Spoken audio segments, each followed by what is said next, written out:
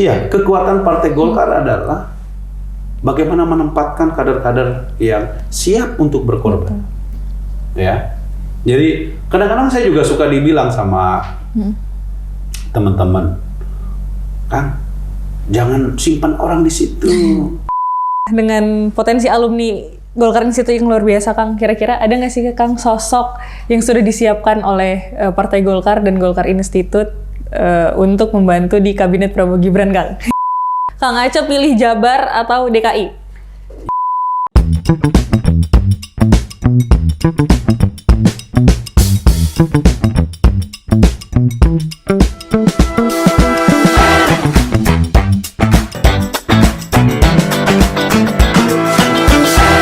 Sobat Golkar 2024, hari ini kita kedatangan tamu spesial, salah satu kader terbaik Partai Golkar, yakni Ketua DPD Partai Golkar Jawa Barat. Selamat malam, Kang Aceh. Selamat malam, Assalamualaikum Mbak. Waalaikumsalam. Sehat, Kang? Alhamdulillah. Sehat terus walaupun ini.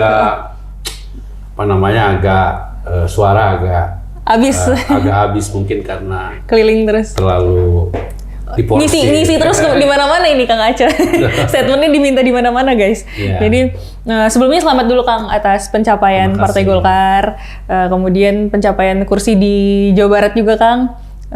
Naiknya ini cukup signifikan ya, Kang ya? Iya, alhamdulillah. Jadi tentu kami patut bersyukur ya atas kinerja semua pihak, terutama yang pertama tentu kepada seluruh kader Partai Golkar di Provinsi Jawa Barat yang telah bekerja keras untuk memenangkan Partai Golkar dan para calegnya. Ya. Kami berterima kasih juga kepada masyarakat Jawa Barat yang kembali telah mempercayakan aspirasi politiknya kepada Partai Golkar. Dan kemenangan insya Allah walaupun masih sementara di Jawa Barat ini karena kerja keras semua caleg, ya, semua caleg yang telah berjibaku meyakinkan masyarakat untuk memilih Partai Golkar. Karena pada hakikatnya masyarakat Jawa Barat itu dari dulu memang memiliki orientasi politiknya ya kepada Golkar. Ya, ini seperti kami mengulangi kemenangan Partai Golkar di tahun 2004. Ya, di mana Jawa Barat memberikan kontribusi bagi kemenangan di DPR RI dan juga kemenangan di DPRD Provinsi Jawa Barat.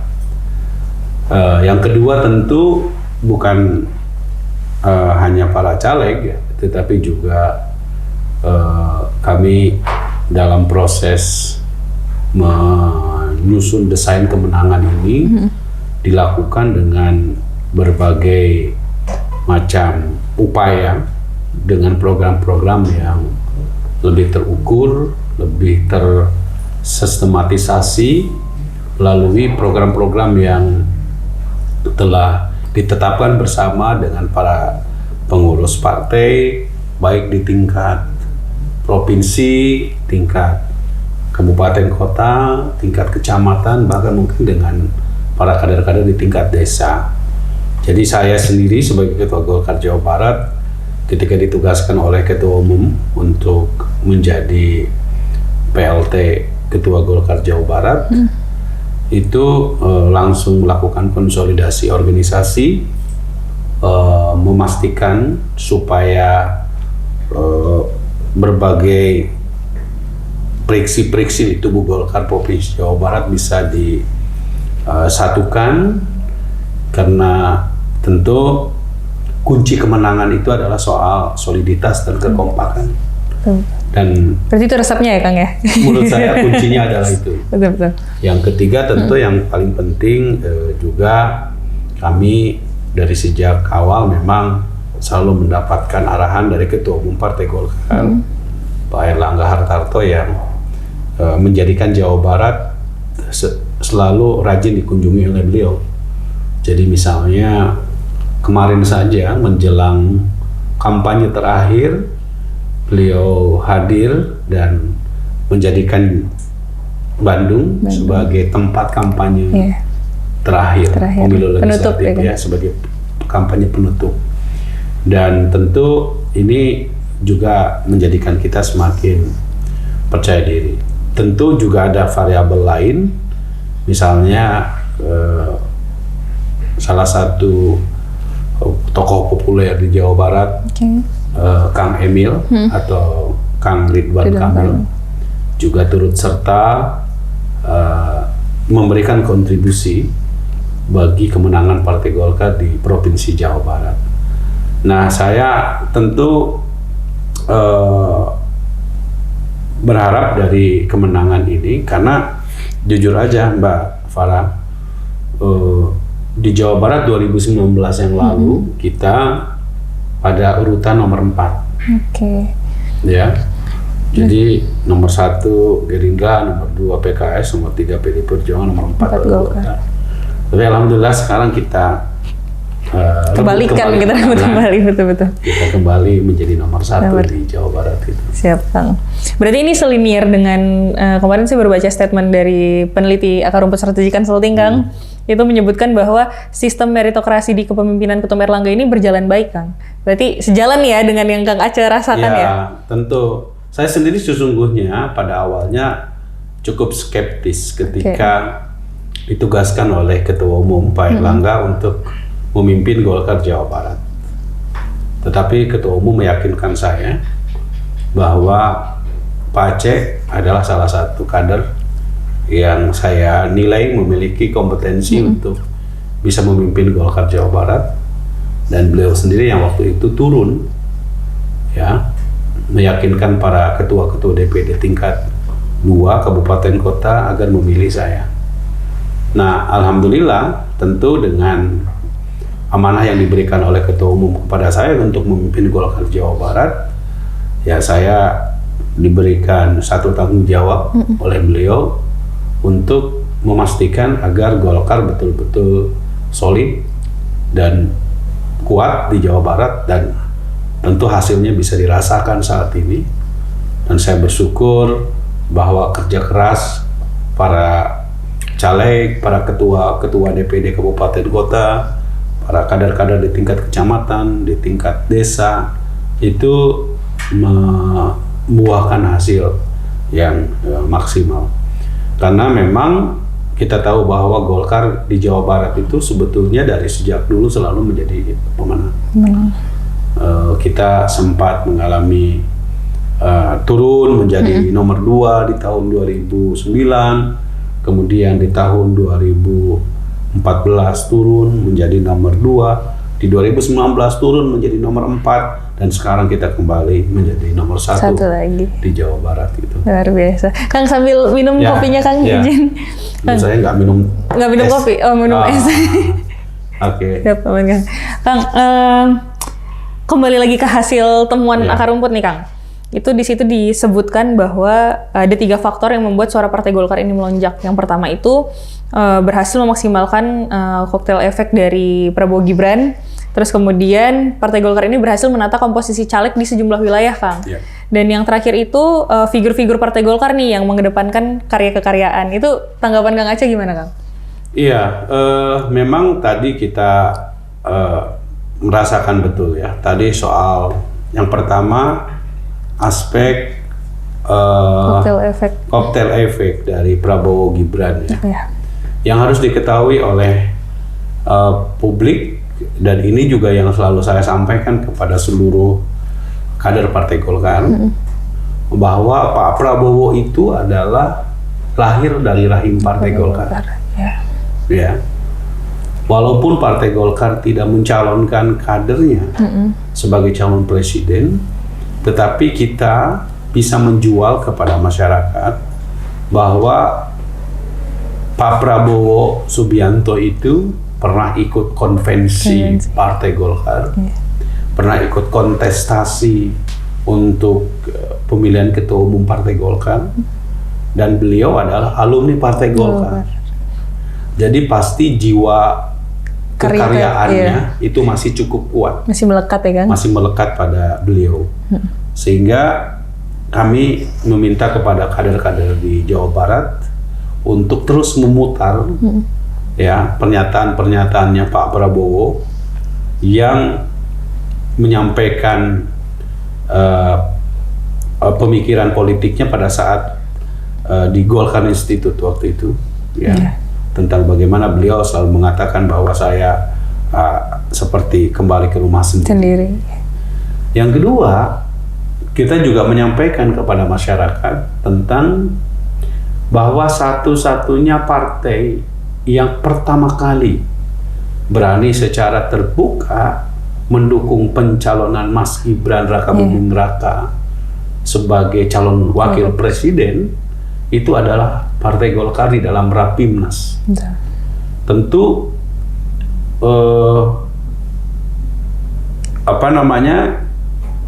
launching atau deklarasi Partai Golkar terhadap Mas Gibran sebagai cawapres ini bukan tanpa resiko. Pada awalnya kan sempat terjadi kontroversi, pro kontra ada di mana-mana, pro kontra di masyarakat, dan saya kira juga termasuk di internal Partai Golkar.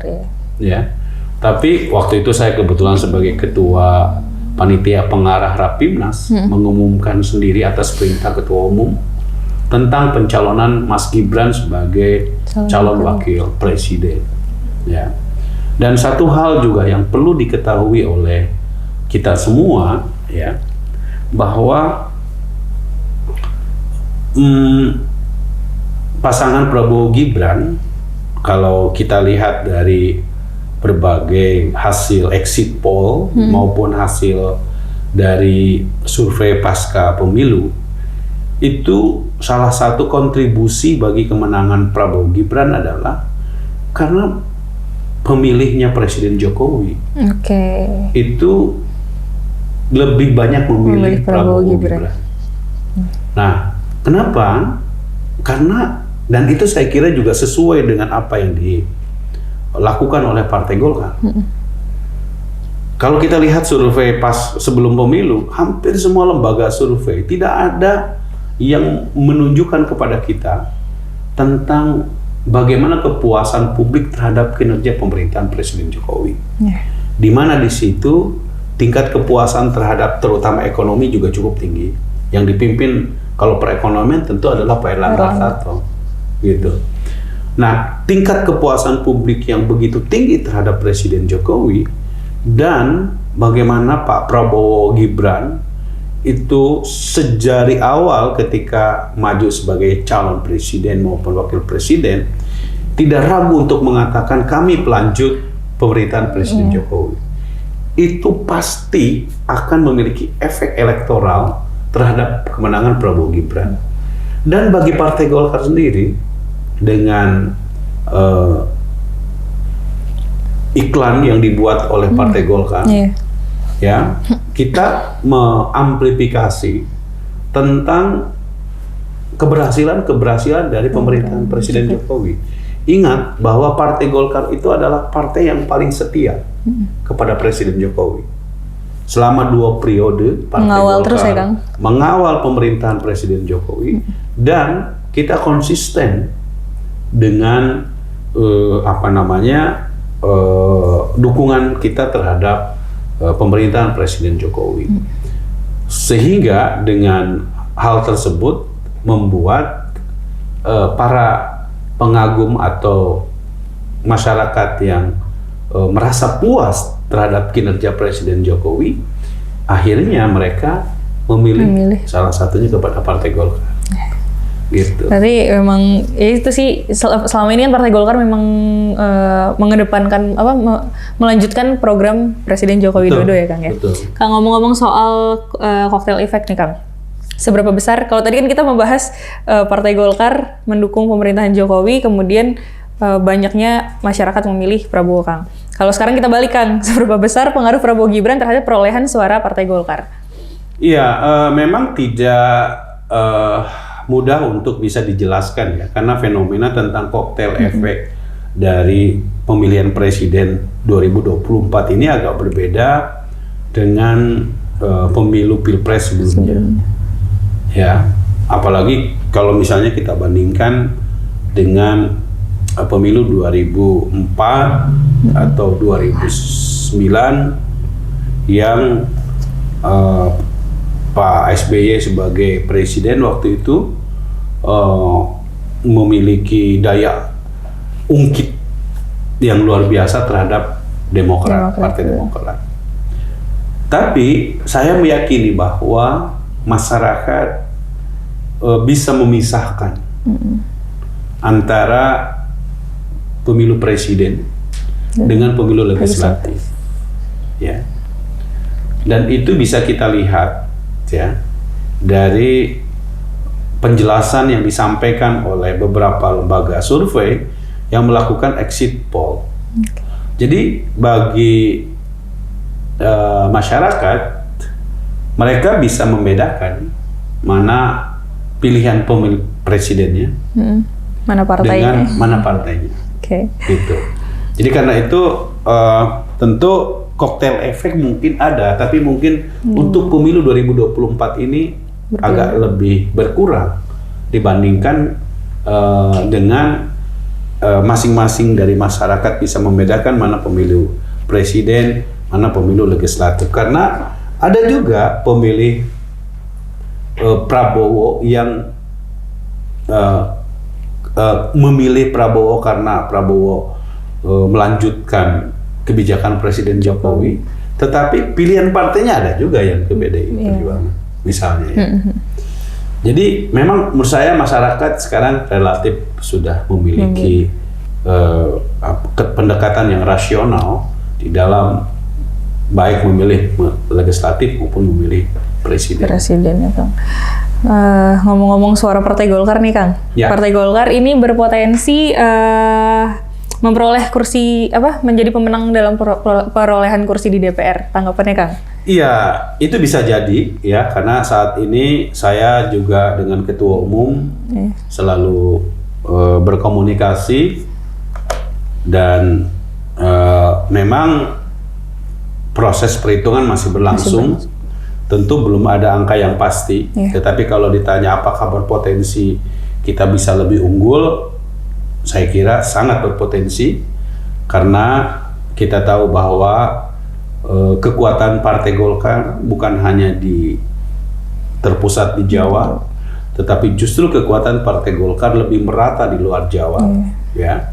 Dan kita dari data-data yang kami terima di Sumatera bahkan di Aceh Golkar menjadi pemenang.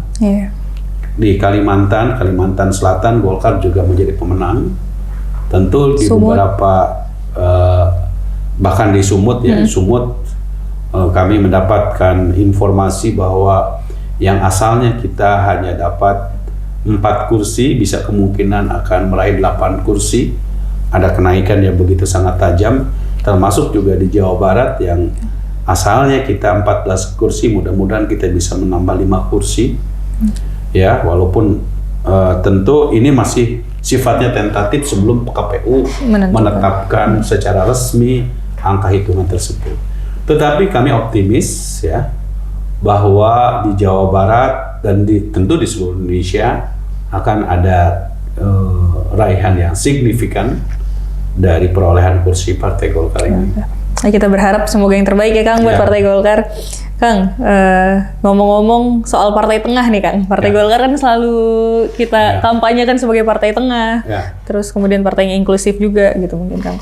Nah, sebagai Partai Tengah, kira-kira langkah apa nih Kang yang akan dilakukan Partai Golkar dalam upaya melakukan rekonsiliasi pasca pemilu ini Kang? Gini, Partai Golkar itu dari sejak awal tidak dilahirkan sebagai partai yang tertutup. Partai Golkar itu adalah partai terbuka, ya, yang sifatnya inklusif dan aliran ideologinya jelas, tidak ke kiri, artinya tidak sangat sosialis dan tidak juga sangat kapitalis, dan tentu spektrumnya juga tidak cenderung memegang prinsip nilai-nilai atau agama gitu ya, tetapi Partai Golkar adalah partai tengah, atau saya sebut sebagai seorang santri, saya menyebutnya sebagai partai wasatiyah. Wasatiyah ya. Partai tengah gitu. Partai Golkar ini kan golongan karya. Golongan karya itu artinya function party.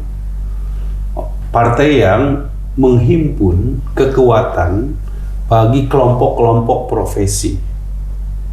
Mereka yang selama ini berkarya, bekerja, dan menunjukkan kinerjanya buat bangsa. Ya, bahwa kita harus memiliki gagasan, ya, karena tidak mungkin sebuah kinerja tidak dilandasi oleh gagasan-gagasan besar. Partai Golkar sesungguhnya adalah partai yang berorientasi pada pembangunan. Dulu kita menyebutnya sebagai developmentalism, ya, partai yang ingin mendorong pada bagaimana rakyat Indonesia bisa sejahtera. Maka kalau kita lihat proses perjalanan Golkar, terutama di era Orde Baru, kita tahu bahwa Partai Golkar itu menitik beratkan kepada apa yang dikenal dengan trilogi pembangunan itu. Ya. Pertama, tentu mendorong pertumbuhan ekonomi yang berkualitas, ya. Itu watak teknokratiknya Partai Golkar, ya.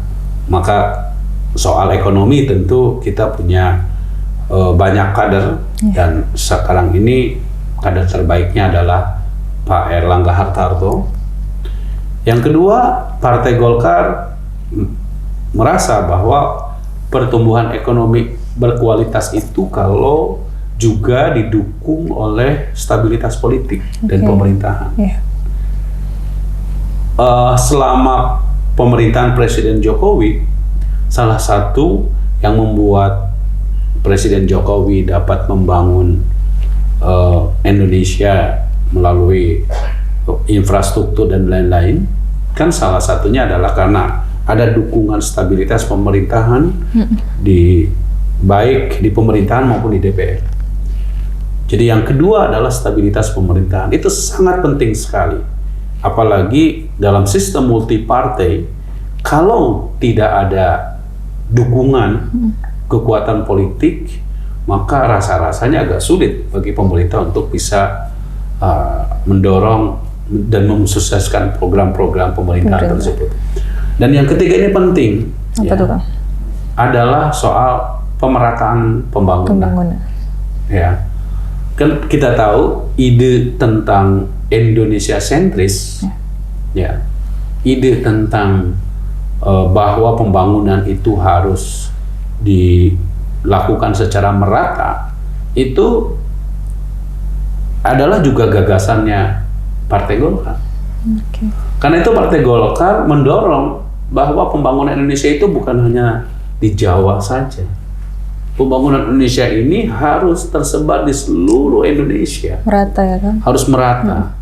Maka ketika misalnya Pak Jokowi, Presiden Jokowi ingin mendorong pemindahan ibu kota IKN ke Kalimantan Timur, Golkar paling depan mendukungnya, karena itu bagian dari upaya kita untuk melakukan pemerataan pembangunan.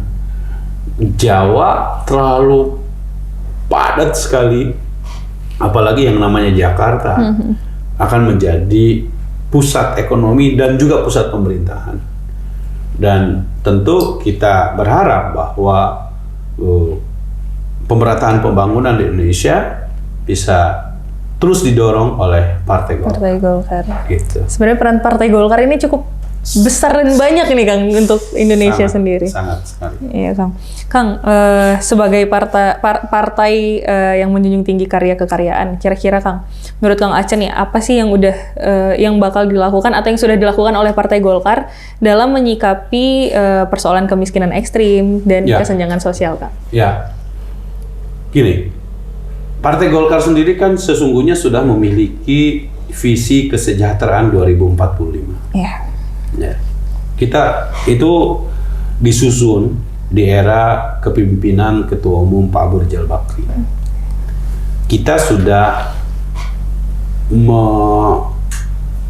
menyusun peta jalan atau roadmap ke arah bagaimana Indonesia bisa menjadi negara maju di tahun 2045. Nah, untuk memastikan bahwa negara Indonesia menjadi negara maju, maka salah satu yang harus dibangun oleh kita adalah kualitas sumber daya manusia.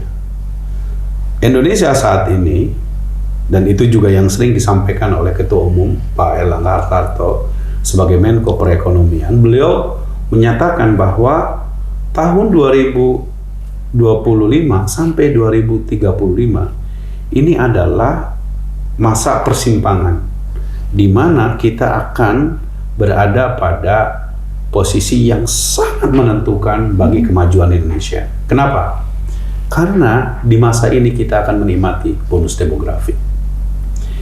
Nah, bonus demografi akan dapat dioptimalkan kalau ya sumber daya manusianya produktif, pertumbuhan ekonominya berkualitas, ya. Maka dari sinilah kemudian kita akan mampu menjadi negara yang apa yang disebut oleh para ekonom sebagai keluar dari jebakan kelas menengah atau disebut dengan middle income trap, ya. Itu bisa terlihat misalnya hari ini alhamdulillah walaupun kemarin sempat terinterupsi gara-gara COVID-19, Indonesia ini sudah kembali masuk ke dalam negara yang disebut dengan middle high country. Jadi negara-negara kelas menengah di atas, ya. Selangkah lagi kita akan masuk ke dalam high income country, dan kalau itu sudah, maka Indonesia masuk ke dalam jajaran negara-negara maju. Nah, langkah tersebut sudah dimulai tahun ini. Misalnya kita cukup membanggakan Ketua Umum menyampaikan kepada Bapak Presiden kemarin bahwa kita sudah masuk ke dalam jajaran elit negara-negara maju yang disebut dengan OECD. Organization of Corporation and Economic Development. Itu di Asia Tenggara mungkin cuma Indonesia yang masuk. Ya, sementara di Asia hanya Korea Selatan dan Jepang. Jadi prasyarat kita untuk menjadi negara maju itu sudah mulai, pondasi dasarnya dilakukan oleh Partai Golkar. Gitu. Dan tentu kita harus selesaikan berbagai persoalan domestik kita. Tadi soal kemiskinan ekstrim, saya yakin kita bisa selesaikan. Ya, tentu salah satu untuk mendorong kemiskinan ekstrim ini bisa diselesaikan adalah kita mendorong agar berbagai program-program pengentasan kemiskinan, dari mulai bahwa masyarakat harus naik kelas, ya, dari bantuan perlindungan sosial kita dorong, ya, dan kita harus tingkatkan entrepreneur muda, karena sebagai kita tahu bahwa pemberdayaan ekonomi itu menjadi sangat penting bagi prasyarat bagi kita supaya bisa menjadi negara yang berpenghasilan tinggi. Gitu. Luar biasa ya, Kang. Kita tadi udah membahas tentang perolehan suara, kemudian Pilpres, Prabowo Gibran juga. Sekarang saya ingin yang lebih personal nih, Kang. Boleh nggak, Kang? Boleh dong. Lebih ke ini sih, Kang. Saya pengen tahu nih, ada nggak sih pengalaman unik Kang Aceh saat selama memimpin Partai Golkar Jabar di pemilu ini, Kang? Iya, memang tidak mudah ya untuk memimpin sebuah organisasi politik. Karena habitatnya politik itu kan soal persaingan. Iya. Ya, persaingan antara satu kepentingan dengan kepentingan yang lain. Menyatukan kepentingan banyak orang itu bukan sesuatu yang mudah. Ya. Saya memimpin Golkar Jawa Barat tentu bukan tanpa tantangan. Ya. Ada pihak-pihak yang merasa dirugikan ketika saya mengambil sebuah kebijakan tertentu, karena di sini menyangkut kepentingannya yang terganggu. Betul. Tapi saya selalu merasa bahwa kalau kita yakin dengan langkah-langkah yang kita ambil, maka saya saya kerjakan saja. Ya, saya selalu mata kuda. Mata kuda. Kalau saya yakin dengan itu. Yang kedua, saya ini kan secara kebetulan ya, juga ditugaskan oleh Ketua Umum sebagai Ketua Dewan Pengurus Golkar Institute. Yeah. Jadi mungkin Ketua Umum juga melihat saya punya background akademik, ya, dan sangat percaya dengan pendekatan saintifik. Yeah.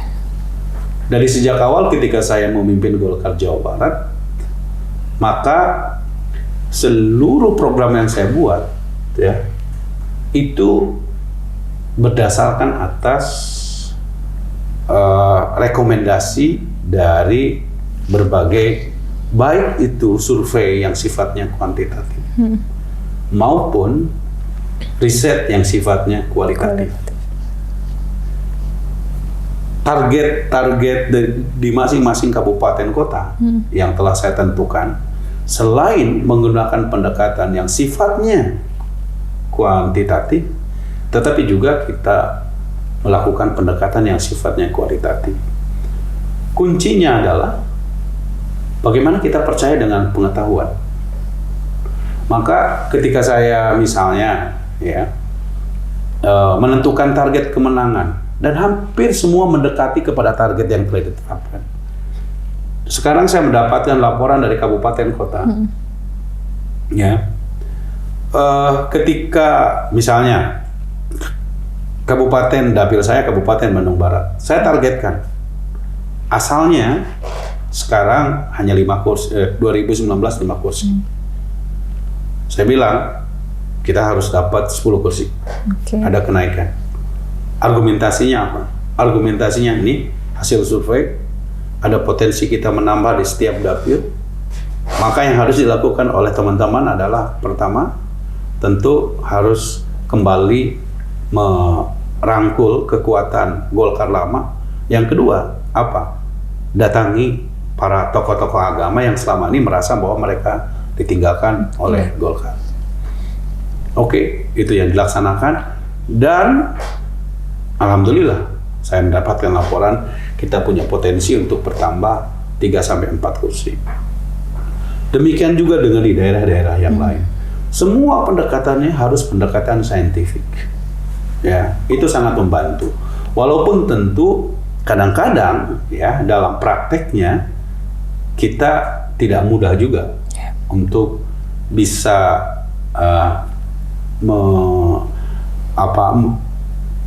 mengeksekusi sebuah kebijakan dengan hal-hal yang mungkin di luar dugaan kita. Nah, jadi ketika saya memimpin Golkar Jawa Barat, ya, salah satu yang saya gunakan adalah yaitu tadi pendekatan saintifik, survei sebelum melakukan menyusun kebijakan-kebijakan pemenangan partai, hingga yang paling penting adalah menempatkan kader-kader yang siap menjadi petarung. Itu berpengaruh banget ya Kang ya?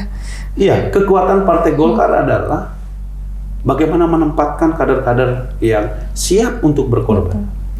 Ya, jadi kadang-kadang saya juga suka dibilang sama teman-teman, Kang, jangan simpan orang di situ. Di situ cuma 1 kursi. Nanti kalau Akang simpan orang di situ, nanti kursi saya terancam. Saya selalu menyampaikan bahwa nggak perlu takut kalau kita punya keyakinan bahwa kita punya kekuatan dukungan yang kuat di masyarakat. Justru dengan kita menempatkan petarung-petarung di setiap daerah pemilihan, itu orang akan berlomba-lomba. Tetapi ingat, tidak boleh saling memakan antar kader. Gitu. Dan ya alhamdulillah, walaupun mungkin prakteknya agak susah, tapi kita coba untuk terus bahwa kekuatan Partai Golkar itu juga pada kekuatan para caleg-calegnya yang hebat. Potensial banget ya Kang, luar biasa Kang Aceh. Kang, ngomong-ngomong tadi udah di-spill sedikit tentang Golkar Institute. Ya. Nah, saya ingin nanya Golkar Institute nih Kang. Ya. Kang Aceh sebagai Ketua Dewan Pengurus ya Kang. Ya.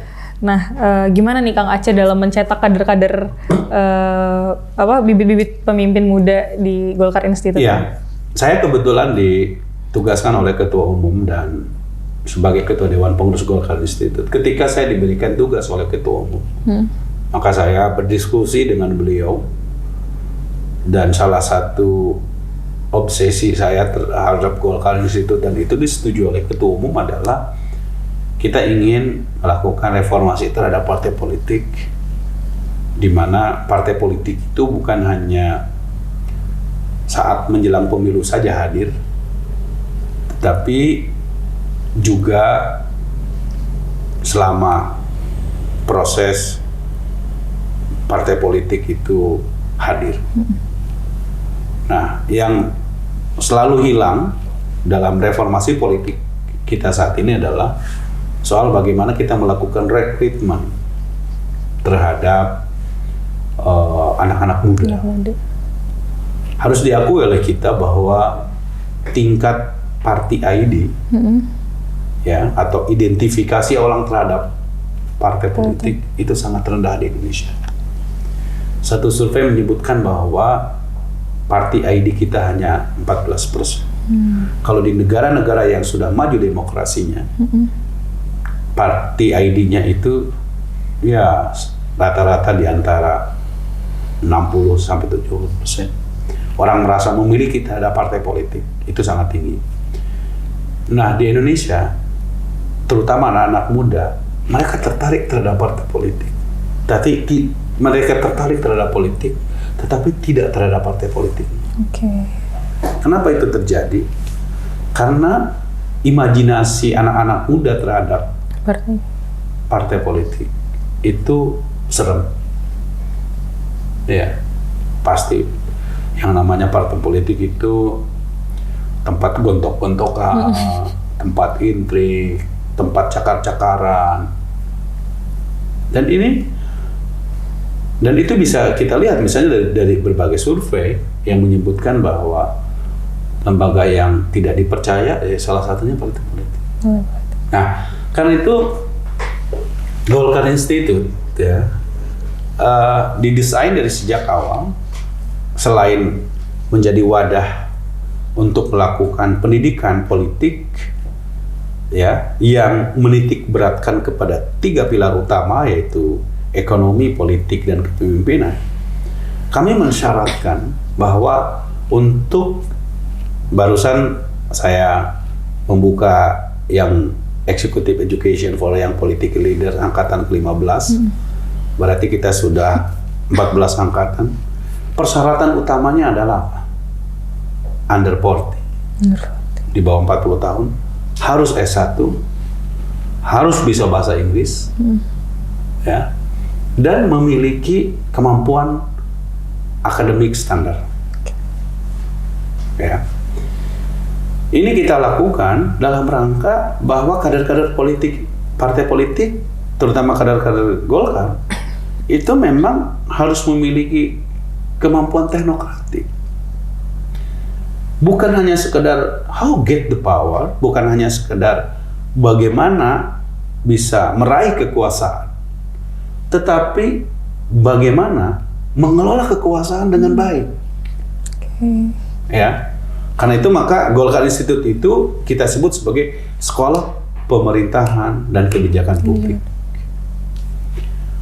Bagaimana kader-kader Golkar yang ditugaskan atau yang mendapat kepercayaan dari rakyat mampu menjadi, misalnya kalau ditugaskan di DPR, menjadi legislator-legislator yang menguasai di bidangnya, yang kompeten di bidangnya, menguasai masalah, lalu dia mampu untuk mewarnai terhadap berbagai kebijakan-kebijakan di parlemen.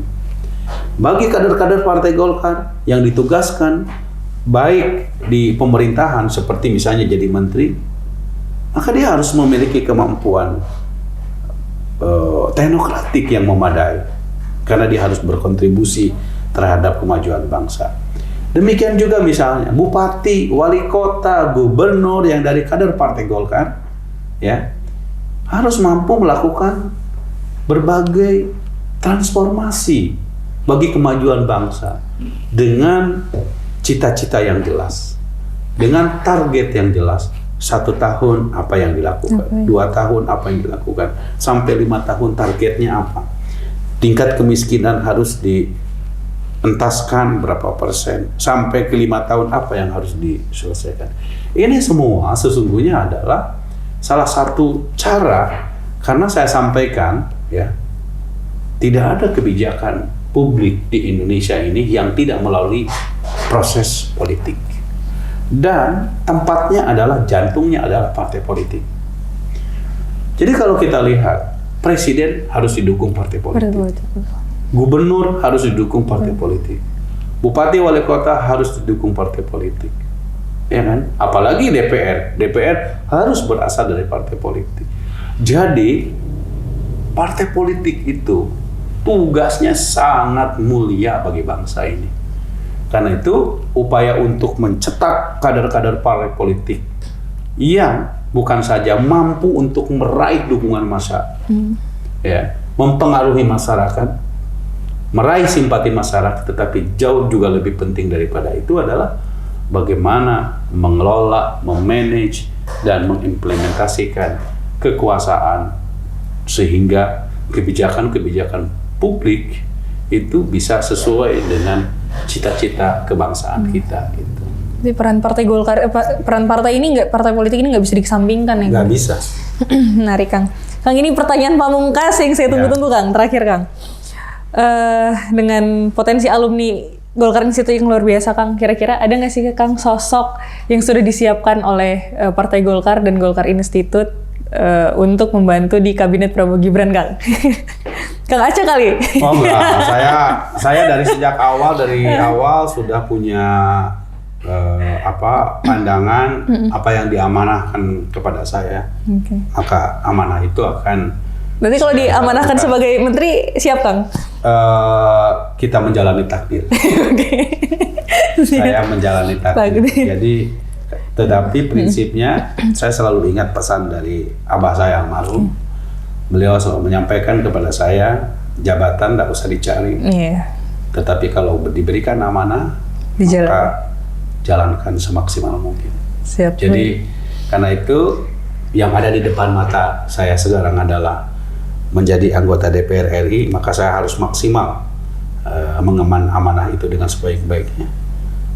Menjadi ketua Golkar Jawa Barat, saya harus memban amanah tersebut dengan semaksimal mungkin dan alhamdulillah menghasilkan hasil yang luar biasa. Dan apapun posisi yang kita terima. Jadi kalau diberikan amanat tidak boleh ditolak, tetapi jangan meminta-minta jabatan. Saya kira itu. Luar biasa Kang Aceh. Terima kasih banyak Kang Aceh atas kehadirannya. Tapi sorry, kita masih ada satu sesi lagi nih, gimana nih? Satu segmen lagi ya? Kang, ini jawab cepat Kang. Oh, oke. Ini jawab cepat. 5 pertanyaan doang kok Kang. Ya. Kang Aceh pilih Jabar atau DKI? Ya Jabar lah. Jabar. Berarti ini nggak ada intrik-intrik DKI nih ya? Siap Kang. Eksekutif atau legislatif Kang? Saat ini legislatif. Legislatif, luar biasa. Kita habis ngeliat hobi Kang Aceh nih di sosmed, pilih lari atau sepeda? Lari sekarang. Lari. Nggak lari dari kenyataan ya Kang? Ya kadang-kadang itu sebagai ekspresi dari kenyataan. Luar biasa. Kang, belusukan atau rapat nih Kang? Belusukan. Belusukan. Berarti lebih memilih terjun langsung ke masyarakat ya Kang? Yang terakhir nih, makanan nih. Siomay atau kerak telur? Oh, siomay dong. Siomay Bandung. Mantap. Luar biasa. Sobat Golkar, terima kasih banyak sudah stay di podcast kita. Kang Aceh, terima kasih banyak Kang. Sama-sama. Sehat-sehat. Semoga kita bisa bertemu lagi dengan Kang Aceh dan kader-kader Golkar lainnya. Salam Golkar 2024.